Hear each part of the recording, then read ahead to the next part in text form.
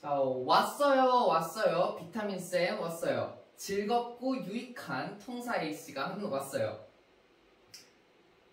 이거 연습을 여러 번 했는데도 현타가 오네요. 자, 여러분들의 집중력을 높이기 위해서 선생님 인트로를 한번 도입해 봤는데 어떤가요? 괜찮나요? 선생님은 지금 굉장히 열이 많이 오르고 있어요. 자, 어쨌건 오늘 수업 한번 진행해 보도록 하겠습니다.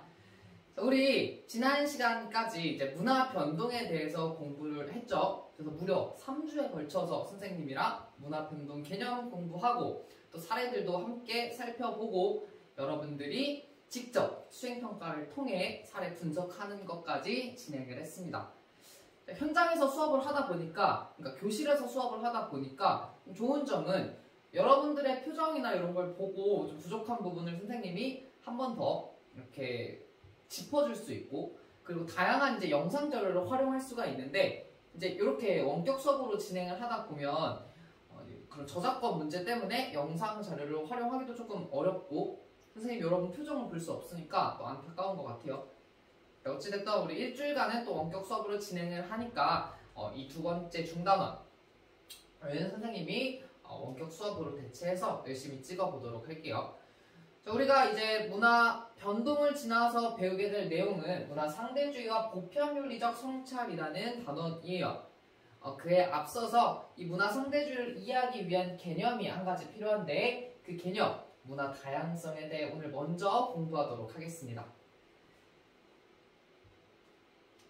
자, 여러분, 이 사진 누구죠? 방탄소년단의 뷔라는 사람이죠. 우리 반에 어떤 애가 자기 공유 닮았다고 이야기를 했는데, 설마 이 사진 보면서 자기 닮았다고 하고 있진 않겠지? 자, 이 뷔라는 사람을 지금 보는 게 중요한 게 아니라 이 사람의 포즈를 보는 게 중요합니다. 자, 지금 이 사람의 포즈, 어떤 포즈 하고 있죠? 이렇게 V 표시를 하고 있어요. 자, 이 V 표시가 우리나라에서는 어떤 의미를 가지고 있나요?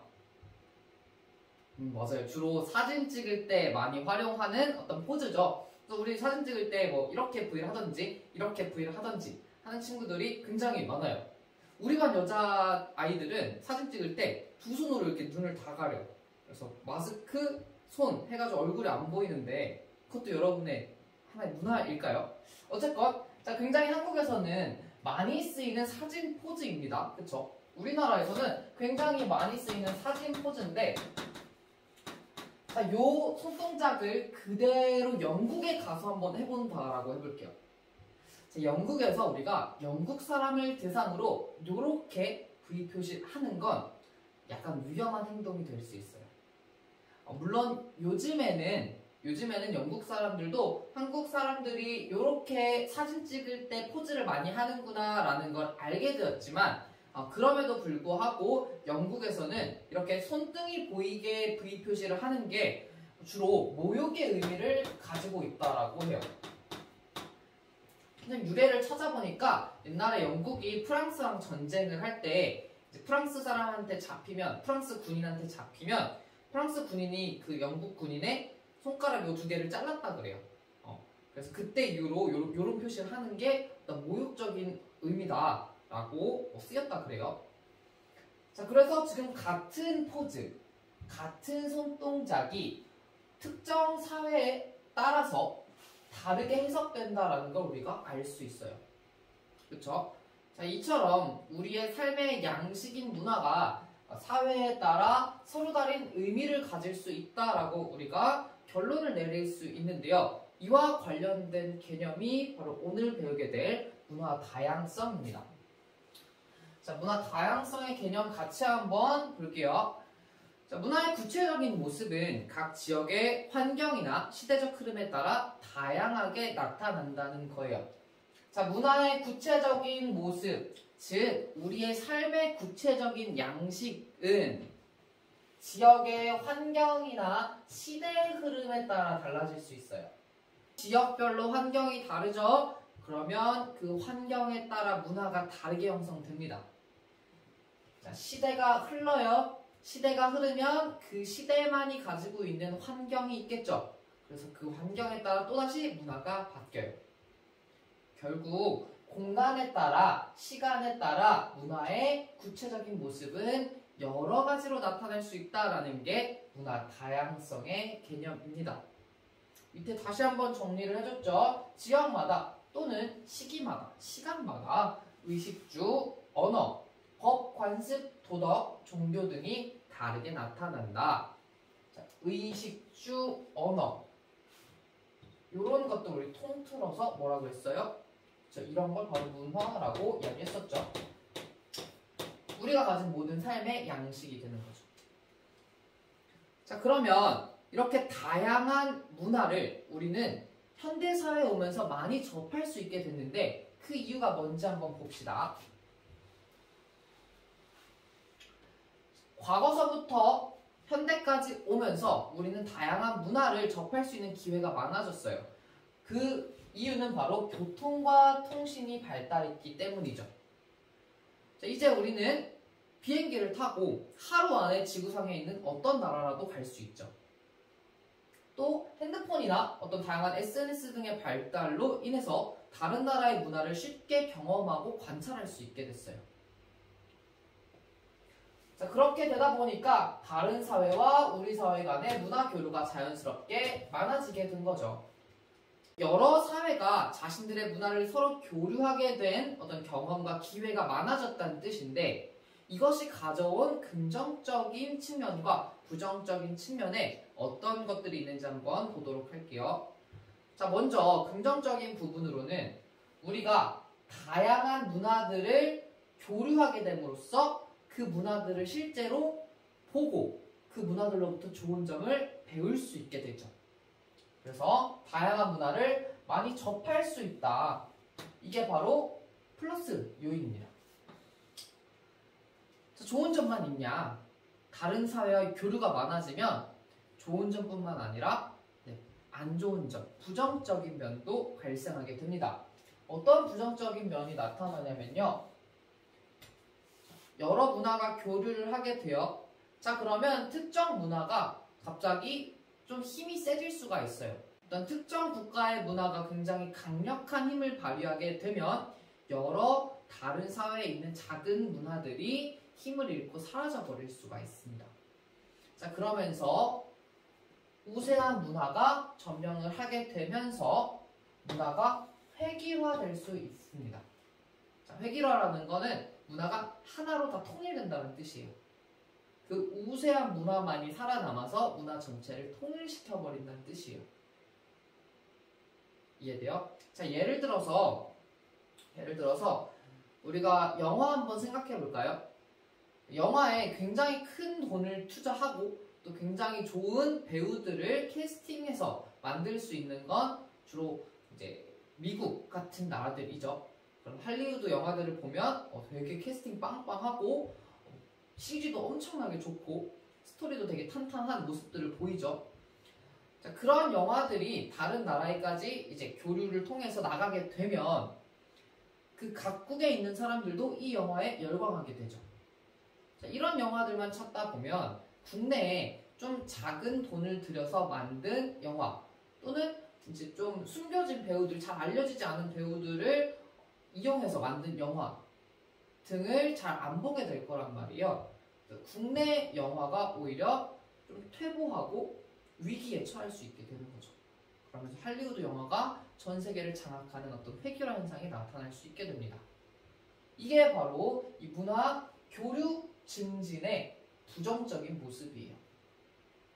자, 이해돼요? 자, 그래서 문화 교류가 많아지게 되면 긍정적으로 발전하게 되면 문화 다양성을 확대시킬 수 있고요. 이게 부정적인 모습으로 나아가게 되면 오히려 문화 다양성을 파괴시킬 수도 있습니다. 즉 양난의 검이라는 뜻이죠. 자, 여기까지 잘 따라왔나요? 자, 근데 우리가 이 단원에서 주제는 문화 다양성이에요. 즉 문화는 획일화되는 것보다 다양하게 존재하는 것이 더 좋다라고 생각하니까 문화 다양성을 배우겠죠. 그럼 이 문화 다양성이 왜 필요한지 한번 보도록 하겠습니다. 자, 우리 문화라는 거 개념을 다시 한번 떠올려 보면 지난 시간에 문화란 인간이 환경과 상호작용해서 만들어낸 삶의 양식이다라고 이야기를 했어요.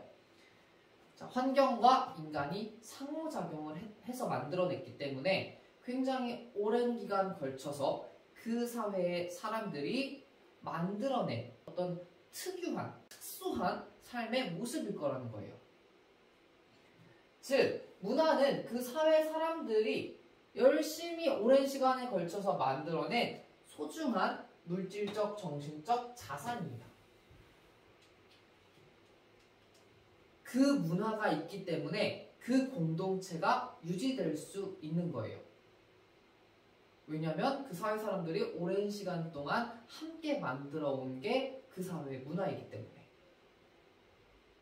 자, 그래서 그 공동체가 계속해서 잘 유지되고 발전하고 성장하려면 그 문화가 가진 특수성과 고유성을 보호해 줄 필요가 있습니다.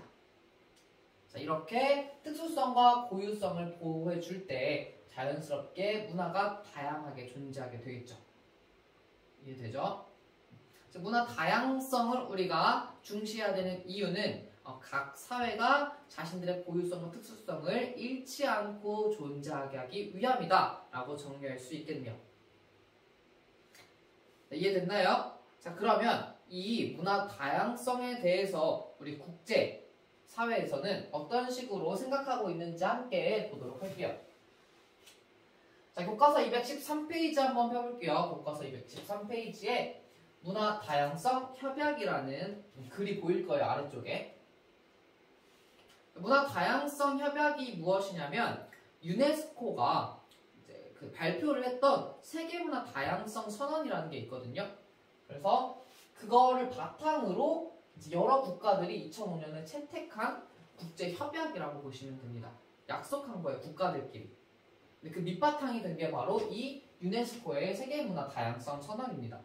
자, 모르는 친구들이 있을까봐 이 유네스코를 좀 설명을 해주자면 유엔의 기관 중에 하나인데요. 유네스코가 영어로 이렇게 쓰거든요. 근데 여기서 이 C가 culture이에요. culture, 즉 문화적인이라는 뜻을 가지고 있어요. 그래서 이 유네스코라는 단체는 교육이나 어떤 과학 이런 문화적인 부분들을 서로 교류하고 발전시키는 거에 대해서 좀 중심을 두고 활동하는 단체다. 이렇게 생각하시면 될 것 같아요. 자, 그 유네스코가 세계문화 다양성 선언을 발표를 했는데 그 선언의 내용을 함께 한번 보도록 할게요. 자, 여러 가지 조항으로 이루어져 있는데 우리는 그 중에 가장 핵심이라고 할 수 있는 제1조를 보도록 하겠습니다. 1조의 어떤 제목이라고 할 수 있겠죠? 제목은 문화 다양성. 인류의 공동유산이다 이렇게 볼 수 있어요. 문화 다양성이라는 건 우리가 공동으로 물려받은 것이다 라는 건데 그게 무슨 뜻인지 한번 같이 살펴볼게요. 자, 문화는 시공간을 통해 다양한 형태로 나타난다 이야기했죠. 시간이 달라지면 공간이 달라지면 문화도 달라진다라는 뜻이에요. 자, 이러한 다양성은 인류를 구성하는 집단과 사회에 정체성과 독창성을 구현한다. 구현하다라는 말은 나타낸다 정도로 해석하시면 돼요. 자, 그러면 우리가 아까 이야기했듯이 인류는 여러 집단과 사회로 구성이 되어 있어요. 그쵸? 근데 그 집단과 사회가 다 다르죠. 자신들만의 특수성과 고유성을 가지고 있어요. 즉, 자신들만의 정체성과 독창성을 가지고 있어요. 그럼 그 독창성, 정체성을 바탕으로 자신들이 가진 환경과 상호작용을 하겠죠. 따라서 집단에 따라 만들어지는 문화가 달라질 것이고 여러 가지 다른 문화가 나타나는 걸 우리는 문화의 다양성이라고 할 수 있다는 거죠. 됐죠? 자, 생태 다양성이 자연에 필요한 것처럼 자, 자연에서 우리 곤충, 식물, 동물 등 다양한 어떤 개체들이 필요하죠. 그래야 우리 이 생태계가 유지될 수 있다라고 이야기를 하잖아요. 자, 그것처럼 교류와 혁신과 창조성의 원천으로서 문화의 다양성이 필요하다라고 이 선언이 이야기하고 있어요. 즉, 문화의 다양성이 있어야 교류가 발생합니다. 서로 문화가 달라야 관심을 갖고 다른 문화를 알아보고자 하겠죠. 그걸 바탕으로 문화끼리 교류를 시작할 거예요.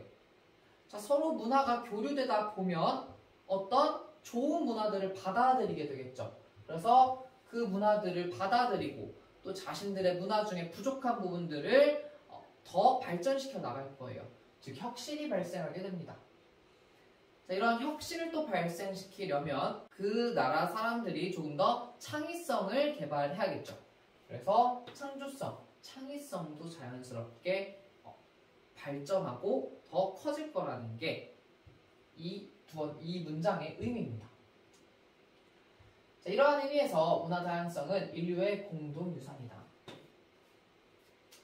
자, 문화의 다양성으로 인해서 사회가 교류하고 발전할 수 있어요. 따라서 이 문화 다양성은 결국 우리 과거에 있었던 사회들이 교류하고 혁신하고 창의적으로 만들어낸 결과물인 거예요. 자, 우리는 그걸 지금 물려받은 거고 이걸 바탕으로 미래 세대에게 또 교류하고 혁신하고 더 발전시켜서 전해주어야 한다라는 거죠. 이해됐죠? 그래서 이런 내용을 바탕으로 여러 국가들이 맞는 것 같아, 문화 다양성 중요한 것 같아 라고 이야기하면서 약속을 맺은 게 바로 문화 다양성 협약입니다.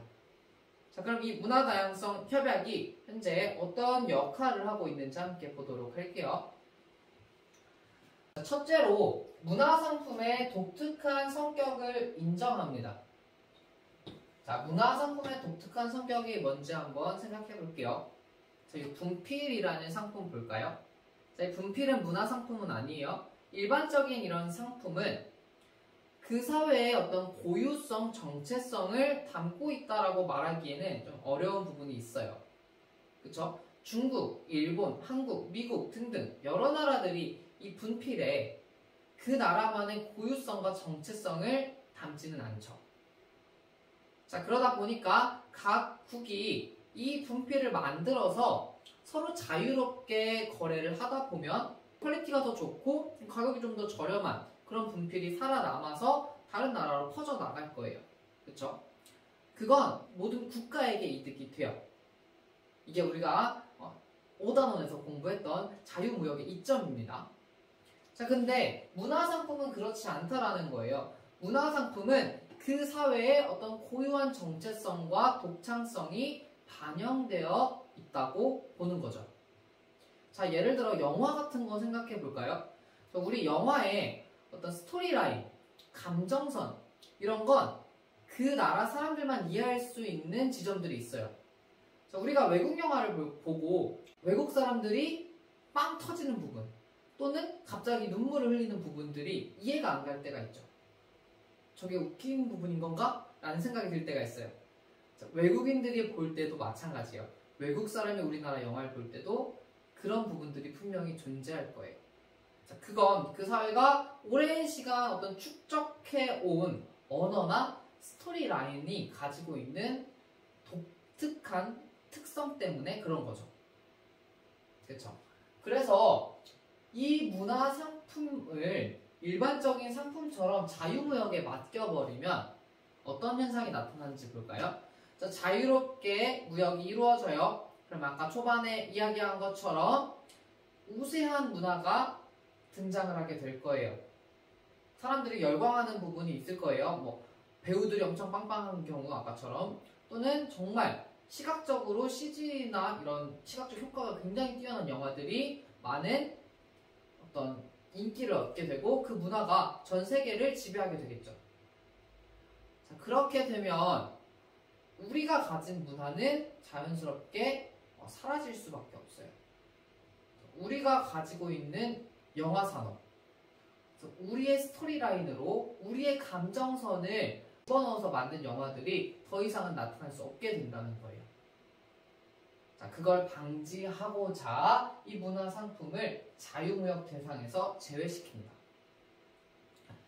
같은 맥락에서 문화정책 수립에 대한 각국의 자주권을 보장해줘요. 각국이 자신들의 문화정책을 자신들의 상황을 고려해서 스스로 결정할 수 있다는 게 바로 이 자주권입니다.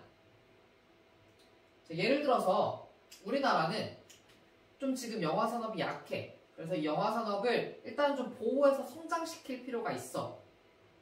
그래서 우리는 이런 정책을 좀 펼칠게요 라고 이야기해도 된다라는 거예요. 대표적인 게 어떤 게 있냐면요, 우리 한 10 몇 년 전 정도 전에 한창 논란이 됐었던 제도인데요, 스크린 쿼터제라는 게 있어요. 이게 뭐냐면 영화관에서 반드시 몇 편 이상은 한국 영화가 상영되어야 한다라는 제도거든요. 그 당시에 우리 영화 산업을 보호하기 위해서 도입되었던 제도라고 보시면 돼요. 지금은 이제 여러 가지 논쟁을 통해서 조금 완화가 된 상태로 시행되고 있어요. 현재 법에서는 그 영화관 상영일 전체 상영일 중에서 5분의 1 이상은 국내 영화를 상영해야 한다. 이렇게 이제 명시되어 있는데 그 당시에는 조금 더 강화된 기준으로 이게 시행되었었습니다. 자, 이런 스크린 쿼터제 역시 우리 문화를 보호하기 위해서 우리가 스스로 수립한 문화 정책이라고 볼 수 있겠죠. 자, 세 번째, 문화 교류의 분쟁 해결 절차를 제시하고 있습니다. 문화 교류를 통해서 나타나는 분쟁 중에 많이 나타나는 건 최근에 표절 또는 이제 그 문화를 뺏어가는 거. 우리나라도 약간 이제 이걸 당하고 있는 모습들이 종종 보이고 있죠. 자, 이런 경우에 이제 이 협약은 어떤 절차를 제시하고 있냐면요, 처음에는 당사국들끼리 교섭, 대화를 통해 평화적으로 해결한다. 그게 안 되면 제3자에게 어떤 중재를 요청한다. 그래도 안 되면 유네스코의 어떤 조정 과정을 거친다 등등의 어떤 방안들을 차례대로 제시해주고 있습니다. 자, 마지막으로 문화 약소국을 지원해 줍니다. 문화 약소국이라고 하면 대표적으로 우리 개발도상국 생각하시면 돼요. 개발도상국 같은 경우에는 자신들의 어떤 독특한 문화를 문화 산업으로 만들어내기가 좀 어려울 수가 있어요. 자본 같은 게 충분히 갖추어져 있지 않다 보니까 그 문화를 어떤 투자해서 어떤 산업으로 만들어내기가 어려운 거죠. 그런 경우에 여러 나라들이 국제적으로 힘을 합쳐서 개발도상국이 자신들의 문화를 충분히 발전시킬 수 있도록 지원을 해주자라는 거죠. 자, 여기까지 이해됐나요? 네, 좋아요. 자, 이것처럼 현재 우리 사회는 우리 국제적으로도 이 문화 다양성을 굉장히 중시하고 있다. 문화 다양성을 계속해서 유지해 나가야 한다라고 생각하고 있다. 이렇게 우리가 마무리를 지을게요. 자, 문화 다양성 파트를 여기서 마무리를 짓고요. 그 다음에 이제 이렇게 다양한 문화를 어떻게 바라보는지, 그 바라보는 관점에 어떤 것이 있는지를 한번 보도록 할게요. 자, 문화를 바라보는 관점은 크게 이렇게 나누거든요. 문화 절대주의와 문화 상대주의로 나눠요. 그리고 문화 절대주의는 또다시 이렇게 두 개로 나눠요. 자문화 중심주의와 문화 사대주의로 나눕니다. 자, 일단 요약해서 이렇게 제시를 하고요. 차례대로 한번 보도록 하겠습니다. 자, 첫 번째로 요 절대주의 먼저 볼게요. 자, 문화 절대주의가 무엇이냐면 문화에 우열이 있다고 보는 관점입니다. 자, 우열이라는 건 우월한 것과 열등한 것이라는 뜻이에요. 문화에 우열이 있다라는 건 우월한 문화가 있고 열등한 문화가 있다. 즉, 문화 간에 서열이 존재한다라고 보는 관점입니다. 자, 그러면 이 문화를 우리가 우리 문화와 다른 문화가 있겠죠?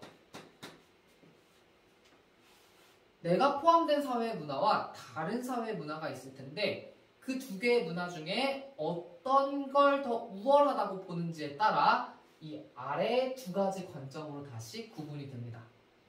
자, 첫 번째 먼저 볼게요. 자신이 속한 사회의 문화가 바람직하다. 자신이 속한 사회 문화가 바람직하다. 자, 그래서 자기 문화를 기준으로 다른 문화를 부정적으로 평가합니다. 우리 문화가 좋아. 우리 문화가 바람직해. 그래서 너네 문화는 별로 안 좋아. 라고 보는 걸 뭐라고 하냐? 자문화. 중심주의라고 얘기해요. 자, 말 그대로 스스로의 문화가 중심에 있다는 거죠. 우리 문화가 딱 중심이야 라고 보는 게 자문화 중심주의입니다. 자, 두 번째로 자신이 속한 사회 문화를 열등하게 생각한대요. 이번엔 우리 사회 문화가 열등해. 그리고 다른 문화가 우수해 라고 보는 관점. 얘를 문화 사대주의라고 얘기해요. 자, 사대주의라는 말은 좀 약한 사람 또는 약한 국가가 강한 국가를 좀 존경하고 무작정 따라가려고 하는 그런 태도를 이야기합니다. 문화적으로 그런 태도를 보이는 걸 문화 사대주의라고 얘기해요. 자, 그러면 다시 정리해 볼게요. 자, 문화 절대주의는 문화의 우월한 문화와 열등한 문화가 있다라고 보는 관점인데, 자문화 중심주의는 그 중에서도 우리 문화와 다른 문화 중에 우리 문화가 더 우월하다고 보는 관점이고, 문화사대주의는 반대로 우리 문화와 다른 문화 중에 다른 문화가 더 우월하다고 보는 관점이다. 이렇게 정리하겠습니다. 자, 이해됐죠? 자, 그러면 이 두 가지 자문화 중심주의와 문화 사대주의의 사례를 좀 보도록 할게요. 우리 교과서에도 나와 있습니다. 자료 1번 먼저 볼게요. 한국에서는 한국 문화를 따라야죠. 자, 우리나라 기업에서 일하고 있는 이슬람 교도인 땡땡씨는 금식 기간이 되어 점심을 먹지 않기로 마음먹었다. 자, 이슬람교의 금식 기간을 우리 라마단이라고 얘기해요. 자, 이 라마단 기간에는 그 낮 시간 동안, 해가 떠 있는 시간 동안은 밥을 먹지 않아요. 그러니까 식사를 하지 않아요. 자, 그래서 이슬람 교도니까 라마단 기간이라서 밥을 안 먹으려고 했어요. 근데 같이 일하는 이 동료가 여기는 한국이니까 한국 문화에 적응해야죠 라고 점심을 권유했어요. 근데 이걸 거절했더니 또 다른 동료가 금식하는 문화를 이해할 수가 없대요. 금식하는 문화를 이해할 수 없다며 쓴소리를 했다. 자, 이 말은 지금 이 이슬람 교도인 땡땡씨의 문화를 어떻게 보는 거예요? 이상하게, 열등하게, 부정적으로 보고 있죠. 자, 우리 문화의 기준으로 다른 문화를 부정적으로 평가하는 태도를 뭐라 한다? 얘를 바로 자문화 중심주의라고 한다. 이렇게 볼 수 있겠죠? 자, 자료 2번 넘어와 볼게요. 전화, 새로운 언어 사용은 아니 되옵니다. 세종대왕은 모든 백성들이 자신의 생각을 쓸 수 있도록 한글을 만들었습니다. 창제하였습니다. 그러나 당시 일부 사람들은 이를 반대하기도 하였습니다.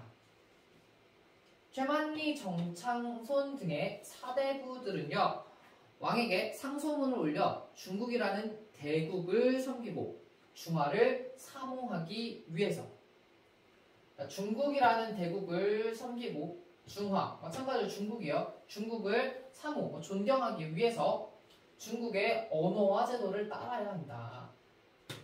우리 게 아니라 중국의 언어와 제도를 그대로 따라가야 한다.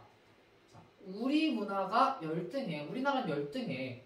우리보다 우월한 중국의 문화를 그대로 따라가야 돼. 라고 생각하는 태도. 뭐라고 한다? 그렇죠. 문화 사대주의라고 한다. 이렇게 정리할 수 있겠네요. 자, 그래서 여러분들이 각각의 사례를 읽고 이게 자문화 중심주의인지 문화 사대주의인지 파악할 수 있으면 좋을 것 같아요. 자, 됐나요? 자, 여기서 과제 한 가지 제시하도록 하겠습니다. 자, 오늘의 과제는요. 자, 여러분들이 직접 자문화 중심주의와 문화 사대주의를 생각해 보는 거예요. 찾아오셔도 좋고요. 한번 여러분들 주변에서 아니면 여러분들 생활 속에서 나타나는 자문화 중심주의나 문화 사대주의 사례가 어떤 게 있는지 한번 생각해 보세요. 그걸 적어주세요. 과제에는요. 일단 내가 자문화 중심주의를 찾았는지 문화 사대주의를 찾았는지 이렇게 적어주시고요. 거기에 대한 사례를 적어주시면 됩니다. 이해됐죠? 자문화 중심주의를 할 사람은 자문화 중심주의 하고 그 사례를 적어주시면 되고요. 그 다음에 문화 사대주의를 할 사람은 문화 사대주의라고 적고 이어서 그 사례를 하나 적어주시면 됩니다. 둘 중에 하나만 올리시면 돼요. 자, 문화 파트는 이렇게 사례를 자꾸 공부해야지 재밌게 느껴져요. 이걸 말로만 배우면 너무 재미없거든요. 그래서 여러분 주변에서 어떤 사례들이 있는지 함께 알아보면 좋을 것 같아요. 자, 이렇게 우리 자문화 중심주의, 문화 사대주의를 합친 절대주의에 대해서 공부를 했고요. 반대편에 있는 상대주의는 개념만 간단히 보고 다음 시간에 이어서 보도록 할게요. 자, 절대주의가 문화에 우열이 있다고 본다면 자, 상대주의는 우열이 없다고 보는 관점이겠죠. 자, 어떤 문화도 더 우월하고 어떤 문화가 더 열등하다라고 볼 수 없어. 즉 모든 문화는 자신만의 서로 다른 특징이 있기 때문에 그냥 그 다른 상태로 존재하는 거야 라고 보는 관점이 바로 이 문화 상대주의입니다. 자, 문화 상대주의를 조금 더 쉽게 설명을 하자면 자, 문화 상대주의 상대 문화를 봐요. 상대 문화를 봤더니 어때? 우리 문화랑 달라. 차이점이 존재하는 거야. 너네 문화 우리 문화랑 다르구나. 서로 다른 부분은 우리 그러면 존중하자 라고 보는 게 바로 이 문화 상대주의입니다. 자, 그래서 이 문화 상대주의를 가지고 있는 사람들은 각 사회의 환경과 역사적 맥락 속에서 그 사회의 문화를 이해하게 됩니다. 자, 어떤 사회가 가지고 있는 문화는 그 사회의 환경과 역사적 맥락에 따라 만들어지는 거예요. 아까 말한 라마단이라는 금식기간은 이슬람 교도들이 역사적인 환경 속에서 만들어낸 하나의 의식인 거죠. 우리가 맥락을 이해한다면 그 라마단이라는 문화도 우리가 이해할 수 있게 돼요. 그걸 따라하진 않더라도 그 상황을 이해하고 존중할 수 있게 되는 거죠. 문화 상대주의 태도를 가지고 있으면 우리가 어떤 문화를 접했을 때 그 문화를 이상하게 바라보는 게 아니라 하나의 다른 문화로 인정하고 받아들일 수 있게 된다는 거죠. 이해됐죠? 자, 여기까지 정리를 하고 오늘 수업은 마무리하도록 하겠습니다. 그래서 문화를 바라보는 태도 이렇게 정리를 했어요. 자, 질문이 있는 친구들은 오픈 카톡으로 질문 남겨주시면 질문 점수 반영해드리겠습니다. 물론 자기 시간표에 있는 수업 시간에 질문하셔야 돼요. 다음 수업에서는요, 우리 문화 상대주의에 대해서 조금 더 공부할 거고요. 문화를 성찰하는 기준으로서 보편윤리에 대해서 공부하도록 하겠습니다. 자, 오늘 수업도 고생 많으셨고요. 우리 다음 시간에 보도록 할게요. 안녕!